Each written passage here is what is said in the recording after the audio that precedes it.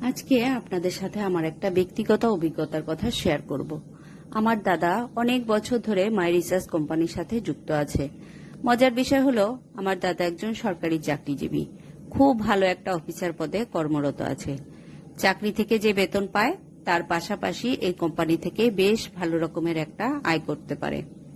আমি সবসময় ভাবতাম যে একটা ভালো চাকরি থাকলেই তো যথেষ্ট, কিন্তু ধীরে ধীরে বুঝতে পারলাম শুধু চাকরি করে সংসার চালানো যায় ঠিকই, কিন্তু নিজের স্বপ্নগুলোকে পূরণ করতে গেলে, জীবনে আরো স্বচ্ছ ও আরামদায়ক জীবন কাটাতে গেলে অতিরিক্ত আয়ের একটা উৎস থাকা খুবই গুরুত্বপূর্ণ। দাদা বহু বছর ধরে এই কাজের সাথে যুক্ত রয়েছে। তার টিমে অনেক মানুষ কাজ করছে, বিশেষ করে অনেক মহিলারাও এই প্ল্যাটফর্মের মাধ্যমে নিজেদের আয়ের পথ তৈরি করেছেন। তাদের মধ্যে অনেকেই সেমিনারে নিজেদের অভিজ্ঞতার কথা শেয়ার করছিলেন।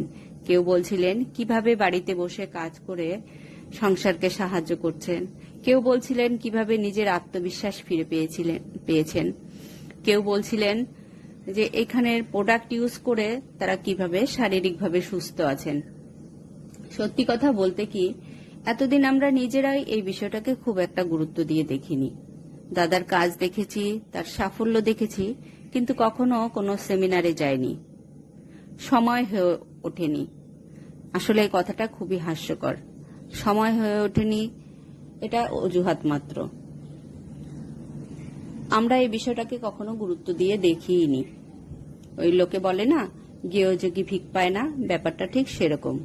কিন্তু যাই হোক, কাল আমাদের এখানে কল্যাণীতে খুব কাছেই রয়্যাল প্যালেসে দাদার সেমিনার ছিল। যেহেতু জায়গাটা আমাদের খুবই কাছে, তাই আমিও উপস্থিত ছিলাম। সেখানে গিয়ে যা দেখলাম তা সত্যি আমার চিন্তা ভাবনা পুরো বদলে দিয়েছে। এত মানুষ একসাথে, এত সফলতার গল্প, এত ইতিবাচক অভিজ্ঞতা, সবকিছু শুনে মনে হলো এখানে সত্যি অনেক মানুষ উপকৃত হয়েছেন। শুধু আয়ের দিক থেকে নয়, নিজেদের দক্ষতা বাড়ানো, নতুন মানুষের সাথে পরিচিত হওয়া, আত্মবিশ্বাস অর্জনের ক্ষেত্রেও। আর একটা বিষয় আমাকে খুবই অনুপ্রাণিত করেছে। এই কাজের মাধ্যমে আমার দাদা শুধু আয়ই করেননি, বরং অনেকবার বিদেশ ভ্রমণেরও সুযোগ পেয়েছে। তার পরিশ্রমের ফল সে বিভিন্নভাবে উপভোগ করেছে। সেমিনার থেকে ফিরে আমি একটা সিদ্ধান্ত নিয়েছি, আগে যেটা কখনো ভাবিনি আজ সেটাকে নতুনভাবে দেখছি। আমি নিজেও এই কাজ সম্পর্কে আরো জানবো, শিখবো এবং নিজের মতো করে এগিয়ে যাওয়ার চেষ্টা করব। কোনো কিছু শুরু করার আগে শেখা ও বুঝে নেওয়া খুব জরুরি। তাই আমি ইতিবাচক মনোভাব নিয়ে এই যাত্রা শুরু করতে চাই। জীবনের সুযোগ আমাদের অনেক সময় অনেক কাছেই থাকে, শুধু সেটাকে চিনে নেওয়ার অপেক্ষা মাত্র। ধন্যবাদ সবাইকে এতক্ষণ আমার ভিডিওটা দেখার জন্য, আমার কথা শোনার জন্য।